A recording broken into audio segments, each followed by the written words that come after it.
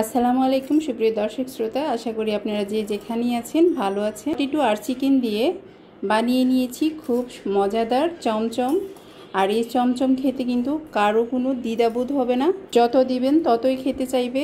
এই চমচমটা এতটাই সুস্বাদু, ঝাল এবং ক্রিস্পি ইয়ামি লাগবে। দেখতে পাচ্ছেন কতটা মচমচে হয়েছে। আর ভিডিওটি যদি ভালো লাগে অবশ্যই লাইক কমেন্ট শেয়ার করে দিবেন আর সাবস্ক্রাইব করতে ভুলবেন না। এখানে আমি 5টি সিদ্ধ আলু নিয়েছি, আর এই আলুগুলা ভালো করে ছিলে ম্যাশ করে নিতে হবে। আর এরকম ঝাল চমচম খেতে কিন্তু খুবই স্বাদ হয়। এভাবে পটেটো আর চিকেনের ঝাল চমচম খেলে কিন্তু খাবারের রুচিটা বেড়ে যায়। তো আমি সবগুলো আলু ছিলে নিয়েছি।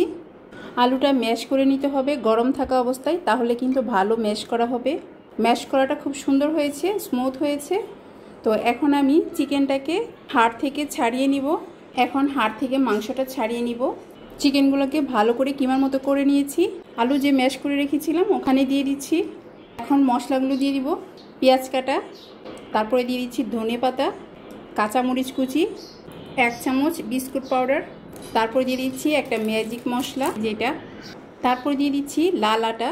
আপনারা চাইলে ময়দাও দিতে পারবেন, সাদা আটাও দিতে পারবেন। লাল আটার জিনিস খেতে খুবই টেস্ট হয়, আপনারা খেয়ে দেখবেন। তারপর দিচ্ছি স্বাদ মতো লবণ। এখন আমি চিজ গ্রেট করে নিব। এই গ্রেট করা চিজ দিব।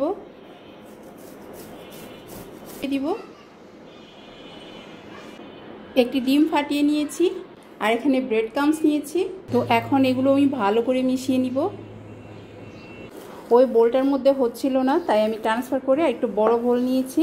আমি খুব ভালোভাবে মিশিয়ে নিয়েছি। এখন চমচমের শেপ দিয়ে দিব। এই যে এতটুকু করে নিয়েছি।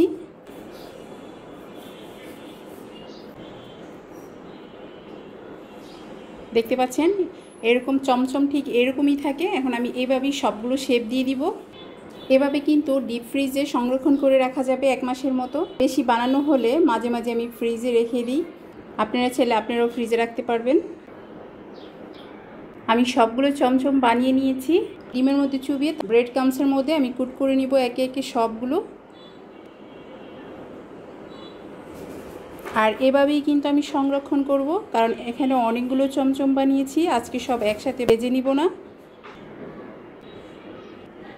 যে দেখতে পাচ্ছেন এখন আমি এগুলো রেখে দিব, কারণ অনেকগুলো চমচম আমি বানিয়ে নিয়েছি।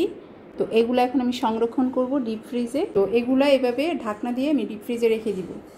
চমচম আমার 16 পিস হয়েছে। 8 পিস রেখে দিয়েছি, 8 পিস ভাজি করে দিব। আমি যেগুলো ভাজি করব সেগুলো ডাবল কুটিং করছি। এই 8টি চমচমকে ডাবল কুটিং করেছি। তো এখন এগুলো ভাজতে নিয়ে যাব। তেলটা যথেষ্ট পরিমাণের গরম হয়েছে, তো আমি এখন আস্তে আস্তে দিয়ে দিব। তবে এটা ভাজার ক্ষেত্রে কিন্তু তেলটা অবশ্যই খুব ভালো গরম হতে হবে না। তো এখন আমি এটা নাড়াচাড়া দিব না, এখন ভাজা হবে, তারপর আমি উল্টিয়ে দিব। নিচের পাটটা হয়ে গেছে, আমি এখন উল্টিয়ে দিচ্ছি। তবে অবশ্যই মচমচ করে ভেজে নিতে হবে। আলু আর চিকেনের চমচমটা বাচ্চাদের টিফিন বা বিকেলের নাস্তায় নয়তো বা ইফতারের সময় কিন্তু খুবই ভালো একটি নাস্তা হয়ে ওঠে। দিয়ে আপ্যায়নীয় এই নাস্তাটি একটি চমৎকার। আপনারা অবশ্যই বাসায় ট্রাই করবেন। খেতে কেমন হয় অবশ্যই আমাকে কমেন্ট করে জানাবেন। মিডিয়াম লো হিটে দিয়ে অবশ্যই এগুলো ভালো করে ভেজে নিতে হবে। আবার হাই হিটে দিলে কিন্তু উপরে পুড়ে যাবে, ভিতরে কাঁচা থেকে যাবে, খুব একটা ভালো হবে না। আমি এগুলো নামিয়ে নিব। চমচমগুলা একটি একটি করে আমি নামিয়ে নিয়েছি। আমি পরেরগুলো দিয়ে দিব। এগুলো হয়ে গেছে, এখন এগুলো নামিয়ে নিব। পটেটো আর চিকেন দিয়ে বানিয়ে নিয়েছি খুব মজাদার চমচম। আমি উপর থেকে সামান্য করে সস দিয়ে দিচ্ছি। ঠিক মচমচে হয়েছে, ভিতরে একেবারে ইয়ামি। আজ তাহলে এই পর্যন্তই। আল্লাহ হাফেজ।